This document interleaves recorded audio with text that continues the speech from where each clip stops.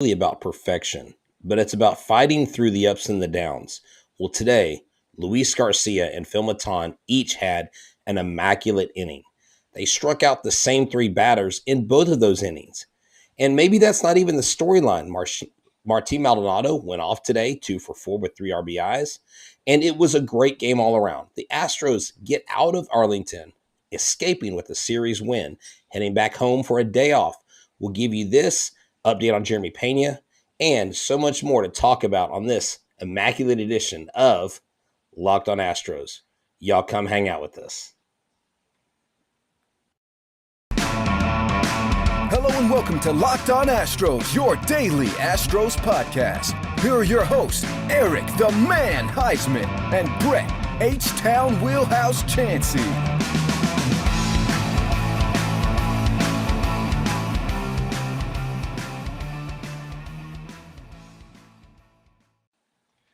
We are Locked On Houston Astros, and we hope that you join us for a daily Locked On Astros podcast. My name is Eric Huysman. You can find me on Twitter at EricDocStros. You can find the show at Locked On Astros, your team every day. Brett, when you're not watching Immaculate Innings, where can they find you on Twitter? They can find me at H-Town Wheelhouse on Twitter and Instagram, and at Stros411 on Twitter, Instagram, and Facebook. Always positive, always Stros. Today's episode is brought to you by Sports Card Investor. Download the Sports Card Investor app today and easily browse over 630,000 cards from every sports with hundreds more added each week.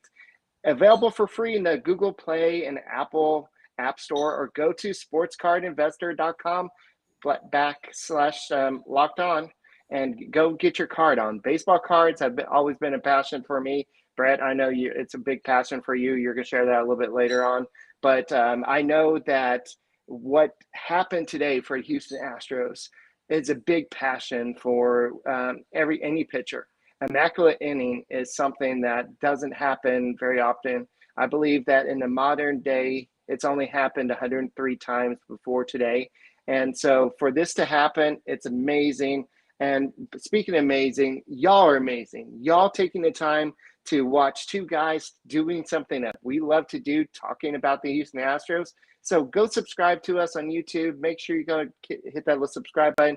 Give us a like while you're at it. And on your way to work, if you're at work, on your way home from work, just go and listen to us on Apple, Spotify, Odyssey, wherever you listen to your podcast. Go and check us out. And the offense, 6 runs in the first inning. Yeah. Wow. Can you imagine how good Luis Garcia felt with that type of offense? I don't know if they've done that this year.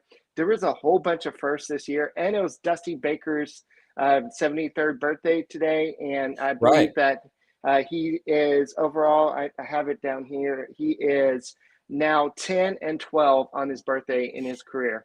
Yeah, he said on the pregame, I was listening to, I believe, Ford interview Baker, and Baker said, typically things don't go great on my birthday. He goes, I don't think I have a winning record, so it would be nice to get a win today.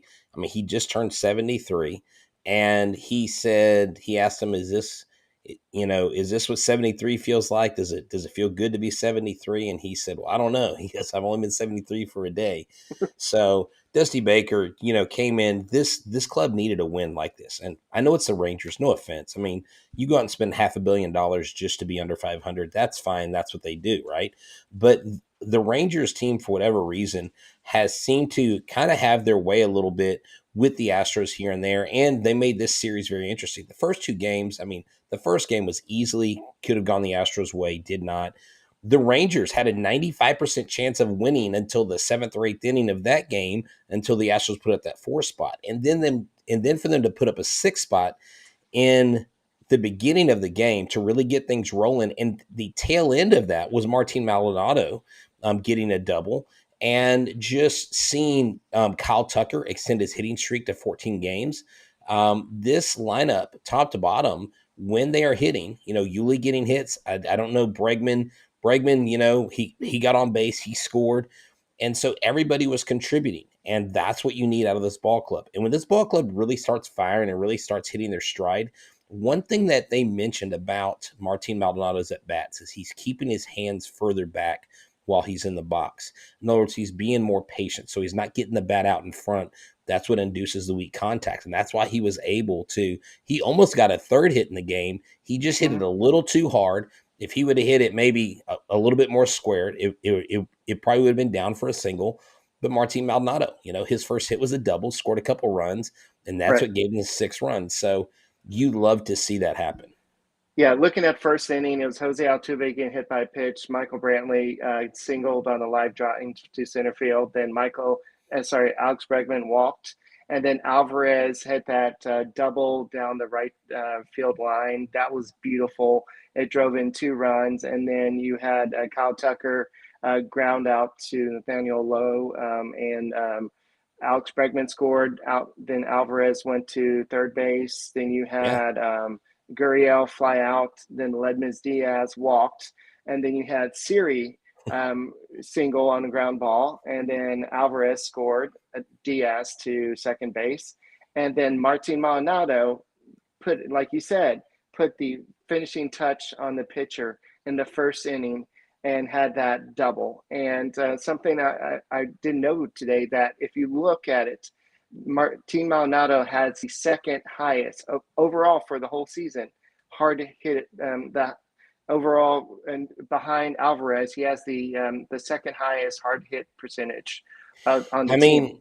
mean, and I think we've made this point several times on the show. I know I have about he either hits it really hard, Or it's he either strikes out. out, it's either out or out of the ballpark, or he strikes out. But Right. keeping his hands back and hitting mechanics, and that's what a lot of people forget is yes, Martin Maldonado has not been great. Martin Maldonado has been pretty much a big nothing burger. But right now, he's kind of swinging a hot bat. I mean, you can't deny what he's doing at the plate. And the offense didn't get going because Martin Maldonado started hitting. Martin Maldonado's the last batter. The offense started before Maldonado got up there. And to mention in the eighth inning, Yuli Gurriel also hit a home run. So it was good to see Yuli take a ball deep. It was good to see these guys that have been under a lot of scrutiny lately to really do a good job. Whether it was their starting pitcher, their fifth pitcher, or a position player, a hit is a hit in baseball.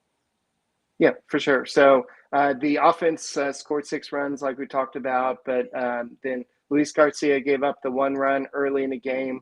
And then Ledmus Diaz had a ball go through his glove, and that led to the other unearned run for Garcia. And how often does that happen in the big league? So that was kind of a weird moment. But something that we didn't talk about in yesterday's podcast, Diaz played some great defense.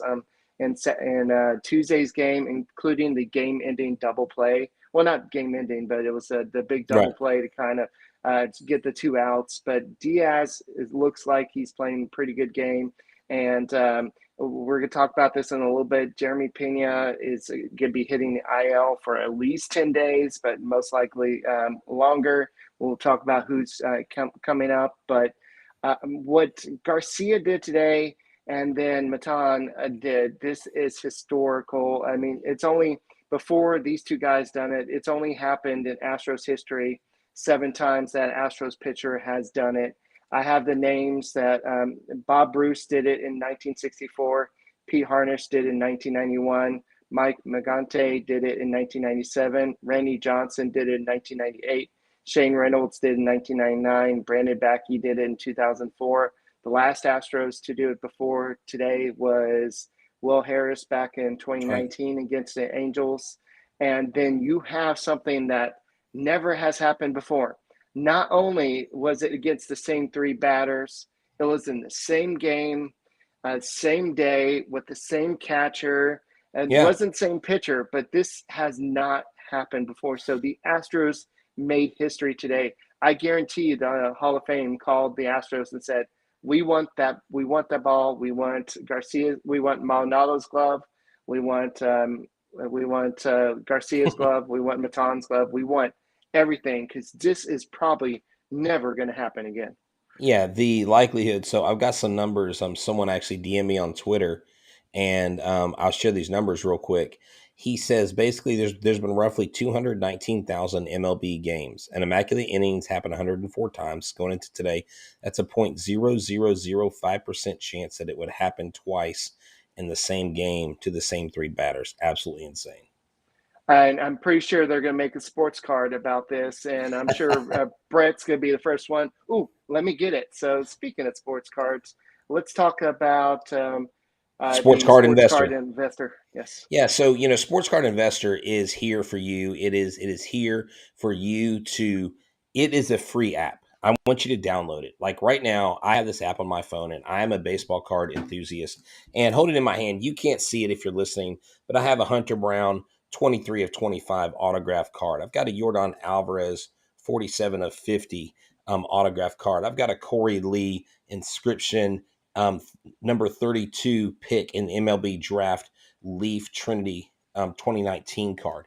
And what happens with Card Investor is number one, it's completely free. You can easily browse over 630,000 cards from every sport with hundreds of more added each week. Check the latest values of your favorite player. Like you can see, is Corey Lee trending up or down? And if you know he's got promise and he's trending down, you can go ahead and see. They send you links to eBay to where these cards are being sold. Find the prices and then buy directly through the app with with the eBay deals feature. Whether you're a casual collector or it's like this side investment, I promise you won't go wrong with Card Investor. Had I had Card Investor back when I was buying these Yordan cards, I would see, at one time he was probably number one. Yordan Alvarez is trending in the top 15 right now in cards. You have Jason Tatum, who's number 15, and they give you charts. They show you how like the values are up, the values are down, and if they're a great player and their values down a little bit, you can buy low and hey, you can sell high. Personal card stories, personal card collections are being added to daily. I know mine is. I love this. Download the Sports Card Investor app today, available for free in the Google Play and Apple app stores, and go to cardinvestor.com/locked on. Jay Roberts brings up a good point. This will be a cool bobblehead. So, guys, we do see your comments on the side, so keep them coming. But, guys, we have an important favor to ask. We put together a survey so we can learn more about listeners like you and make your favorite Locked On podcast even better. This is your opportunity to tell us what you like and don't like about your Locked On podcast. Go to lockedonpodcast.com/survey right now and get it started. It won't take you that long, and everyone that completes the survey can enter into a chance to win one of 10 $100 Ticketmaster gift cards. To take our audience survey, go to lockedonpodcast.com/survey. And thanks for your help. So, yes, we had not only did Maldonado hit a home run today, but we also had Gurriel hit a home run today. So you got two of the hitters that have been struggling recently. And Maldonado, it's kind of unfair to say he's been struggling. He's actually batted 258 before today's game in June. And so it was good to see him kind of make a big impact in game. But this shows the difference. If you get some of the other guys besides the top four hitters start to hit, it just shows what the difference can be for the Houston Astros to just drive in runs and to not make it be such a little league lineup where you have your good hitters and you have the hitters that can't do much. So, but this was just a good all-around game. And let's focus, before we talk about a little bit about the injuries, let's focus on the pitching, about what Garcia did. Yeah. So sorry, I didn't know you're going there. Okay, sorry, I'm not there. Oh, it's fine. So he struck out the three batters he faced on 9 pitches, and this is then he actually did the next batter too in the next inning, but then Corey Seager kind of hit that home run too, but also Garcia did 6 innings. He only allowed 4 hits, 2 runs, 1 earned run, 0 strikeouts, 0 walks, 9 strikeouts, which tied a career high. So this was just an all-around great game for Luis Garcia, and he lowered his ERA down to 3.41, and I had some more stuff. Yeah, no, it's okay.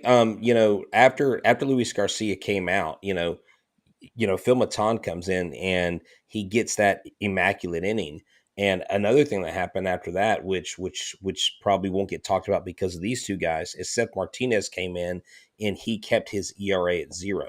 I mean, with as many times as Seth Martinez has pitched, this guy hasn't allowed a run. He's been absolute nails. He's been a go-to guy in the bullpen. And so that is a good thing. You need to see this offense firing. You need to see the pitchers holding the line and the relief pitchers continuing, even though they gave up a home run here, they gave up a run there. It was not detrimental to the end of the game and the outcome of the game, which was a Right. series win, a win on the road, a win when your bats are kind of flailing, your offense is flat, and it wakes up. And Martin Maldonado's home run was 106.7 miles an hour off the bat. That was a massive shot, 442 feet. That was one of those hits that you're like, you know what? If these guys can start making contact like that, and Yuli, those pitchers when they come in, they can come in with even more confidence. I don't know if you noticed or if you were watching the game, they kept panning back to the dugout and the pitchers were just having the time of their lives, especially after Maton did this. They all came up to the top of the Right. steps and greeted It doesn't for happen Maton. often. Yeah. And well, no, but what I love about this club is something that has been a part of this club for a long time is they really celebrate each other. There's no like individual stars on this team. There's no selfish players. And at the end of the day, if anyone ever joins this roster and they are a selfish player, then you know what? They're probably not going to last long because this team is all about what the other guy is doing. Just like Kyle Tucker's post game interview last night, he said, "Hey, we did a good job as a team. Yeah, I hit a home run, but he was like not really too concerned about the home run. He was just glad that they got the win. He was glad they put 4 runs up in 1 inning. He's like, we need to do that more often." Yeah, Chandler Rome I reported this after a game. He asked Phil Maton if he's ever seen one thrown in high school, college, little league. He said, "I have no idea. I probably doubt it. Have you ever?" And he said, "You ever seen one?" Yeah, in the second inning today. And then he also said it was super cool when he was involved with it. And Luis Garcia said that giddy does not begin to describe him. He said it was great. It was a great achievement. I did in spring training last year, but this counts, and I'm glad for that. So both guys were super excited. They took a picture with Maldonado after the game.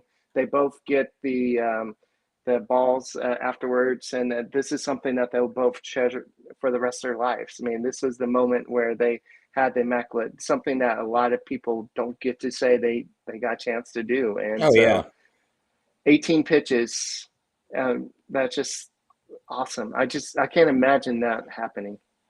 So That is definitely one of those things that you really um you really don't think of, like these little nuance like records that happen in baseball. And when they do happen, like I guess I didn't even realize it was the same 3 batters that Maton faced, because it was way back in the second inning. And it just, because it never happens, you don't sit there and go, "Oh, now hold on, are these the guys that Luis Garcia struck out?" You're just watching the game. Oh, cool, another immaculate inning. And then I was like, okay, I know Nathan Lowe was a constant there, but were the other two? And started looking it up, and I was like, hey, Nathan Lowe is in both at bats. And then someone's like, no, they were all 3 the same. And I started looking, and people on Twitter kind of alerted me to it. Just something special. Again, Seth Martinez still has 0 ERA with 15 innings pitched. KT, thank you for bringing that up. That is correct. And this club goes into an off day. They get a happy flight home. They have an off day, and then they come against the flailing and struggling Chicago White Sox, who have had their share of bad luck lately. yeah. All right, so I guess we deleted all those messages. So yeah, that sucks. But yeah, it's just so good to see the Astros come back, and especially against a their division rival now. I mean, I know they've always been division rival, but they're the team that's actually competing against them right now.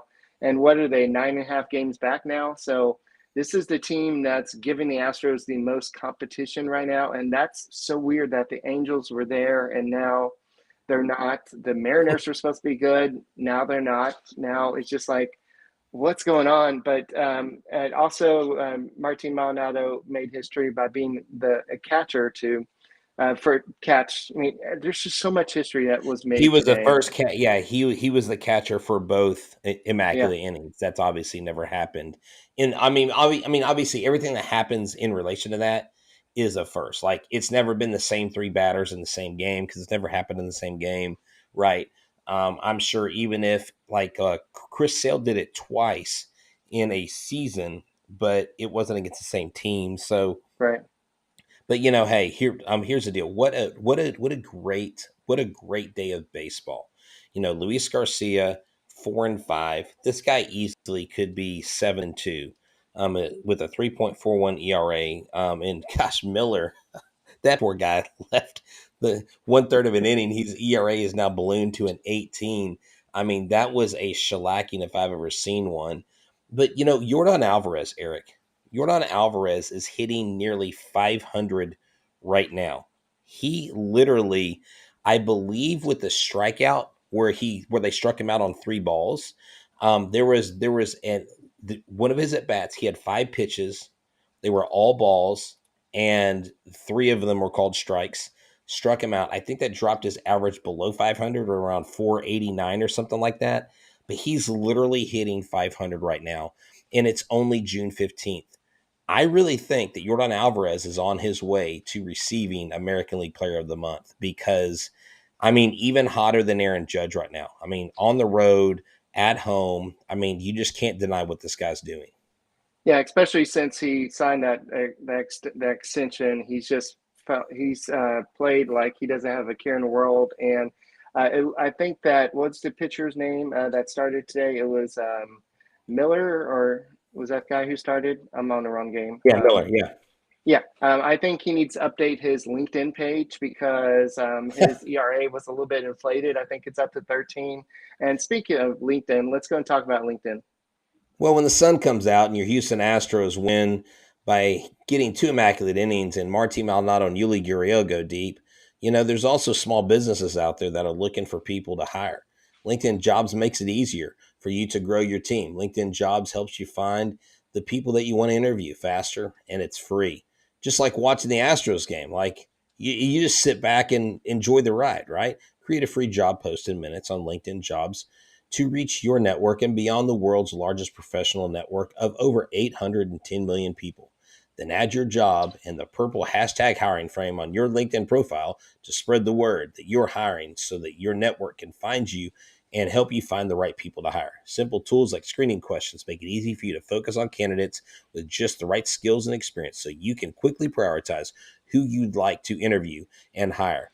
It's why small businesses rate LinkedIn Jobs number one in delivering quality hires versus leading competitors. So this is what I'm calling you to do. I'm asking you to do.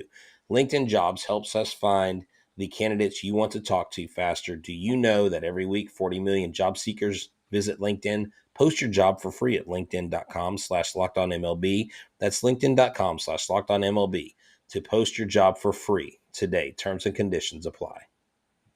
Somebody's cooking something yummy over here. I'm getting a little bit hungry, but you know what would be really good right now? A Built Bar. Let's talk about Built Bar. Yeah, so Built Bar, I actually slammed one of those before I came on the air because I realized, oh my gosh, I had to go pick up the junior from camp, and I'm sitting there going, I'm hungry. You know what? I grabbed a Built Bar. It was so simple. It was delicious. I still have the cake batter, the birthday cake puffs.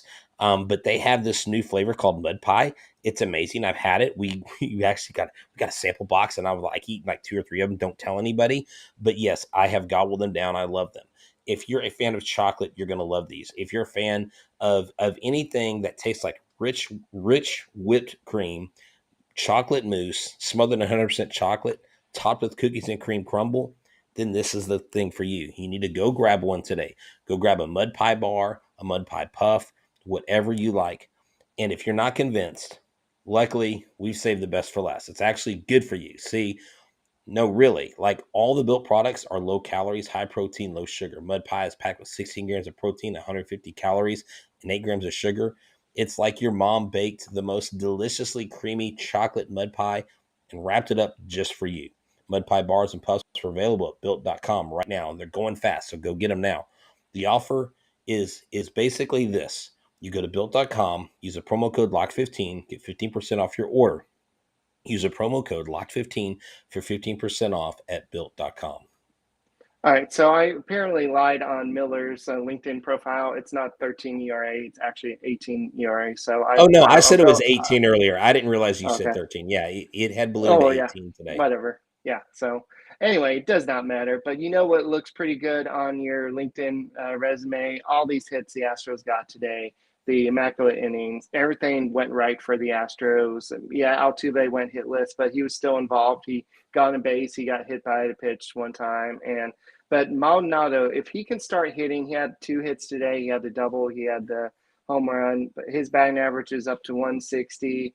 Gurriel's batting average is sort of it's a 218, but Bregman's is kind of going down a little bit. His OPS is down below 700 for the first time I've seen in a while.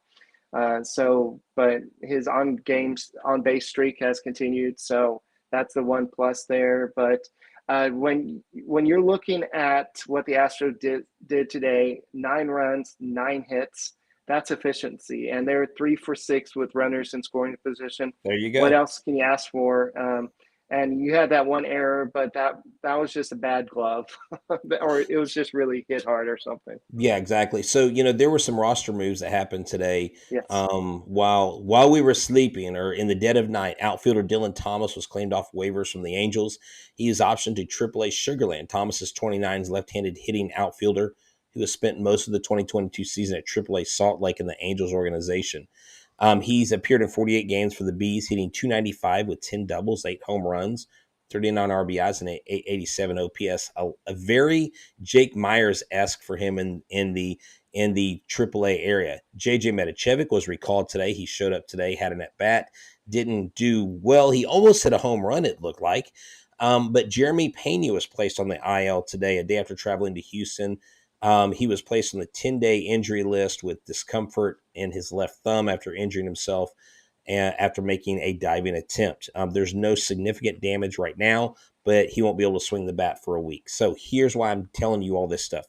Jake Myers, how does this affect Jake Myers? Because, see, this guy was not on the 40-man. So Jake Myers moved to the 60-day IL. The Astros moved Myers to the 60-day IL because they needed the spot on the 40-man roster when they claimed Dylan Thomas off waivers.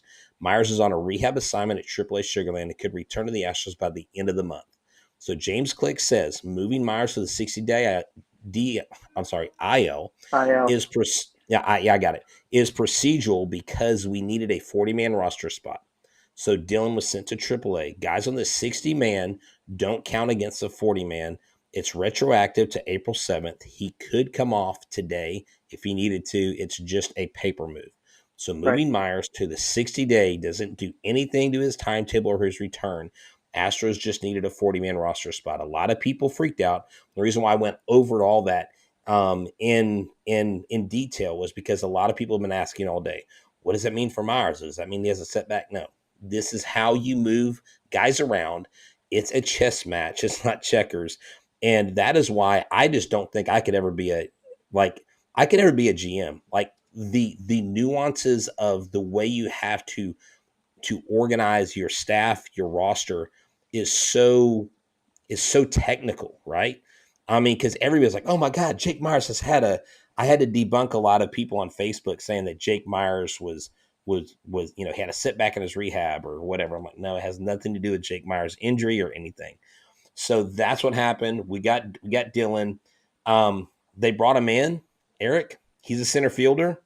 I really think they're going to be trading someone. You heard today on the radio, or heard it said that James Click basically was talking how they're willing to trade a pitcher for a center Mm-hmm. fielder. Now, Yeah. I don't know who that pitcher would be, and maybe we can speculate that at a later time. But the Astros are getting poised, I think, for the trade deadline, to be honest with you. And if this Yeah. Dylan kid is a diamond in the rough and you have to get rid of someone like a Siri or a McCormick and you need another backup center fielder, if you don't feel like Pedro Leon is ready, maybe this kid kind of steps in front of Leon. I don't know, maybe they platoon 3 center fielders again. I don't know what they're going to do. But at the end of the day, the Astros are smart. I trust their moves, and if you don't trust their moves, then I don't know what to tell you, because this is a high stakes game, and the Astros are still squarely have the World Series in the crosshairs. Yeah. So Dylan Thomas is somebody who's drafted in the fourth round of the 2011 draft from Westbury Christian School in Houston. So Oh, he's a really? local kid, and he's actually somebody I've actually met before through Jeremy Booth of Program 15. When Oh, Brandon nice. and I were doing Talking Stros, we actually went to one of the workouts, and I met Dylan Thomas. So Oh, very I could. cool. Yeah, so I actually I may reach out to him and see if I can get him on the show, but he's actually a pretty cool dude. We talked a little bit during a workout one time, and he's a pretty big, like muscular guy. So Cool. he's somebody I think that has potential, but I think he is a depth option at this point. The Astros are looking to just there, there's no harm bring him in, see what he can do, and he hasn't been given a shot much to do that much in the big leagues. He's only had 11 at bats in the big leagues. He's batting 0.91. He's got 2 RBIs. He scored 3 runs. He's got a -3 OPS plus. So he really hasn't been given much time. But that does not mean he could be a bust. But I think the Astros just want to see what they can get out of him. But this is something that is in case Jake Myers doesn't work out. But as from what we hear, Jake Myers is doing well. That he just needs a little bit more time to get ready, like you said. So I think that this is not a bad move, and they may have to make a decision down the road because not only him, but you also got Lance McCullers, who's on the 60-day IL. Now Jake Myers is on the 60-day IL, so they're going to have to make some decisions down the road. But Thomas has some time to kind of prove himself in AAA and see what he can do. But I think Pena going out, it's going to be 10 days, like you said, but it's probably going to be a little bit longer because he, like you said, he can't pick up a bat. So they're going to want him to have some AAA at bat. So if you're a big Sugarland Space Cowboy fan, it'd be a good chance to go out and see Pena play for the Space Cowboys again. So that'll be awesome. But you have to wonder how much this hurts his chances of being American League Rookie of the Year. I don't, So I don't, I mean, it's maybe like a week or two. He's still leading in all offensive categories. yeah, He still leads in WAR. It doesn't hurt his position there. mm-hmm. Now, is this a reasoning that someone keeps him out? I don't know. I mean, he could go on a tear. He could have a great second half, an amazing second half where you completely forget about this. Remember, Yordan Alvarez didn't even come in until like almost a third of the way through the season, and he won Rookie of the Year. Yeah, Now, where Jeremy Pena is not the home run hitting guy that's an eye catcher that everybody looks for. Jeremy Pena still is a complete player. And so I think at the end of the day, Jeremy Pena is still fine. He's still sitting in one of the top one or two. If anybody were to leapfrog him in consideration right now, it would be Julio Rodriguez. But Julio Rodriguez actually hasn't batted better than Pena lately, anyways. I mean, he's stolen bases and stuff. He's gotten better. But I still think it's Jeremy Pena's award to win or lose at this point. But you just have to trust the process. At the end of the day, we've got a potential Rookie of the Year candidate. At the end of the day, we've got a potential MVP candidate. And at the end of the day, we have a potential Cy Young Award winner. I mean, this team is poised for a long playoff run. And someone asked me earlier, do you think we're going to make the World Series? We're going to talk about that. There's going to be a special Locked On episode that's going to come out. The top 10 teams that are picked to make it to the World Series and could win. And you'll do that. And when we get close to All-Star break, we'll start talking about that stuff. But we don't want to get the cart before the horse. I think the AOS is clearly pretty much a done deal. You could give it to us today and we would never relinquish it. Remember, I said mid-May, we gained the lead and we don't relinquish it. I don't see that happening. Even as bad as this team has been and as flat as the offense has been, we still maintain a commanding lead. Why? Because we own the West and we still own the American yeah, League until someone knocks us off. yeah. So I know we're going to look more at the preview against the White Sox tomorrow, but it's like the White Sox used the Wilbon's kind of statements the other day to say, you know what, let's go show him that we can still play baseball because they won today 13-0. And so the Who do they White play? Sox, they played they played. I just had it up. Um, I think it was the. I want to say it was the Braves or No, they did not play the Braves. where is it? It That's okay. was That's okay. Keep going. Keep going. I'll find it. yeah, but so they won. They beat some team. It was the Tigers, I think, but I could be wrong. So I mean, it's the Tigers still, but anyway, so we'll see how they do against the Astros because they're coming to town. So we'll see how afraid they are, but we'll do that special tomorrow. We'll do a preview for the White Sox series. But that's all we got for this edition of the Immaculate Innings Locked On Astros podcast. My name is Eric Huysman. You can find me on Twitter at Eric Talkstros. His name is Brett H-Town Wheelhouse. You can find him at H-Town Wheelhouse, and we are the Locked On Astros podcast.